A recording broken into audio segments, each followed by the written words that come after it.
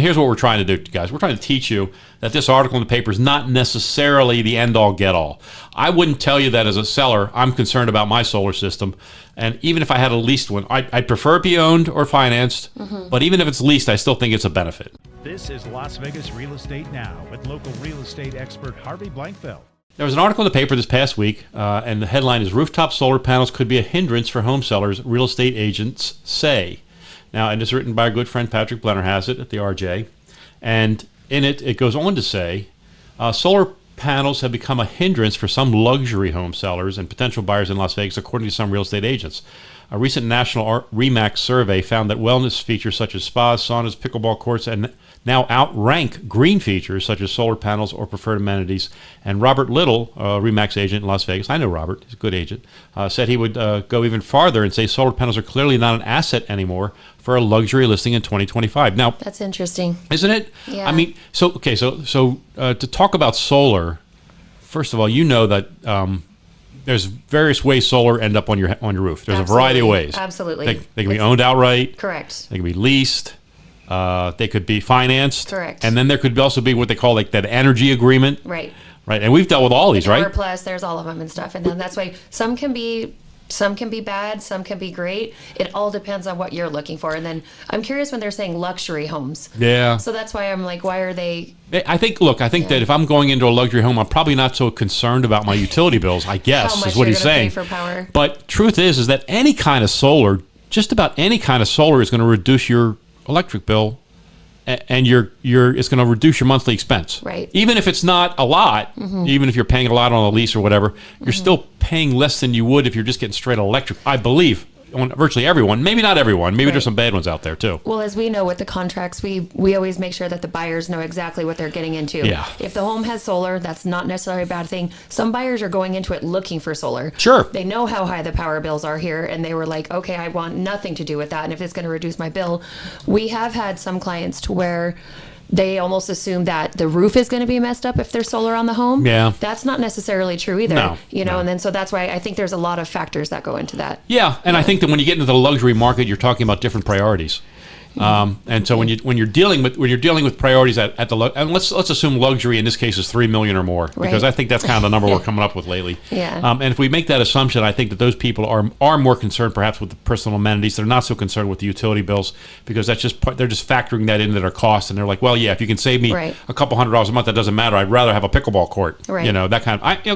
I kind of get that. Right. But for those who are just looking to buy a nice home and who are maybe not in the luxury quote-unquote market, right? Solar is almost always helpful to a certain extent. Now, there are problems with solar when it comes to purchasing, particularly with a lease. First, there's a process, right? Oh, yes. Yeah, because you always take charge of that process. It's not necessarily time-consuming, but then there are some, depending on which solar contract there is, it's almost like applying for another loan. So therefore, when the lender's looking at it, they look at it as a debt. So if it's a few $100s a month, that goes against your debt-to-income ratio. That's right. So that could be a good thing. It could not be a bad thing, but it could be a little bit of a factor when you are applying for the loan. Yeah, it's kind of silly to me that the lenders treat the payments of a solar system as a separate loan as opposed to counting it towards utility costs. And the reason, and you said it exactly right, what they do is they make that another debt. Correct. But they don't, if you don't have it, they don't make your electric bill a debt. Correct. So it doesn't make a lot of sense to me, and it's actually overall reducing your expense, so it should be considered as such.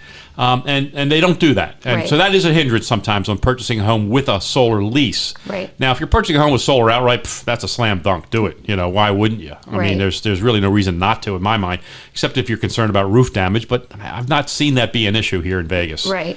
But then you do hear about those solar contracts, though, where the interest rate does go up year over year. Yeah. We had one to where, and unfortunately, it was an elderly, and I don't think that they understood what they were getting into, and it was a little unfortunate. Yeah, well, it happens. I mean, and you say, okay, if you look at it and you read it properly, and you say, okay, this is escalating, and it's going up every year, maybe I don't want to do that. Correct. Then, ideally, though, even if it escalates, it's still going to be, hopefully, it's still cheaper than just a straight electric bill. Right. Hopefully. Right. If it's not, then, oops, that's a big mistake. Oops. That's a big mistake. Yeah. And whoever signed that contract was just silly. I mean, why would you do that? It doesn't make any sense. I mean, people don't put solar. I mean, I would like people to believe that I put solar in my home purely for green purposes, but I didn't. It was financial purposes. It was for green purposes. Oh yeah, for green. The green I put in my wallet. You're right.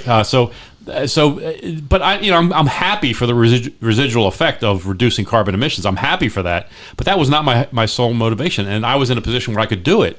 So I did it. And now we financed ours, and we're coming up on the last few payments now. We're coming up towards the end, so it'll be really nice. Yes, very exciting. So we'll be done with making payments on the solar, and then basically my electric bill is going to be $20-some a month on my house. You're the reason why NV Energy wants to charge more. That's right, I am. I'm one of those guys who's going to pay $12 more a month because of that. So that's what's going to happen. What's interesting, Harvey, is the last few deals we've had with solar, one was our seller, and I think one was the buyer. We've represented the buyer.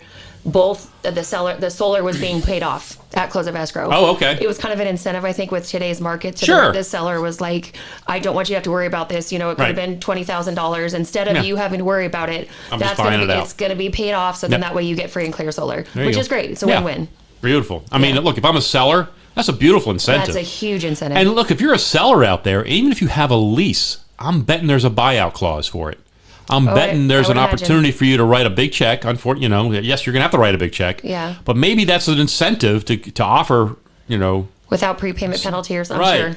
You're offering solar on the basically offering free electricity to your home buyer. Essentially, they'll have to pay that $20-some a month, and that's it. And then they'll get their electricity covered. That's a great incentive to offer to a buyer because that reduces their monthly expense dramatically. We see it in agent, even just remarks, paid off solar, free, especially out here, especially if you have a pool. Yeah. It's huge. He goes on to say some even see lease solar system as a drawback because they prefer to own everything outright and avoid extra payments and agreements. And I can see that too. They don't have to worry about a monthly payment here and there.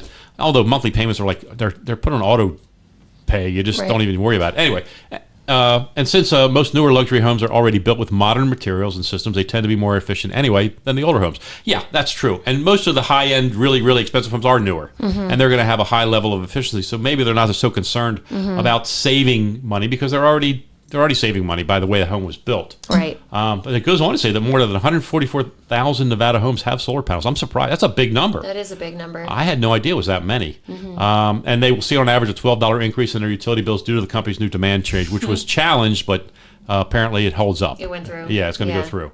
So look, they go on to say it adds extra costs that many buyers aren't interested in. If there's a lease, a monthly payment that has to be transferred, the buyer also has to qualify for that payment, as you said earlier, Carly, on top of their new mortgage. And in some cases, it can even be the deciding factor. It might disqualify you. That is true. It might. It's a shame. Yeah. Because again, your monthly expense should be lower as a result of having the solar.